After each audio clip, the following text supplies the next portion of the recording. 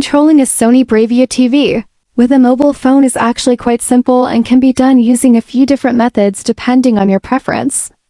The easiest way is to use the official Sony TV Side View or Google Home app, both available on Android and iOS, which allow you to turn your phone into a remote control with functions like changing channels, adjusting volume, and even using voice commands.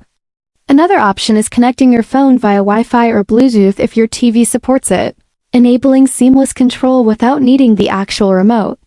For those with IR blasters on their phones, third-party apps like Universal TV Remote can also work, though they might not provide the full range of features.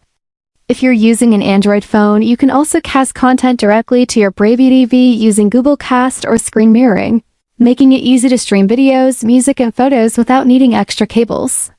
Once everything is set up, navigating your TV through a phone feels much more convenient, especially if you've misplaced your physical remote or just want a smarter way to interact with your TV.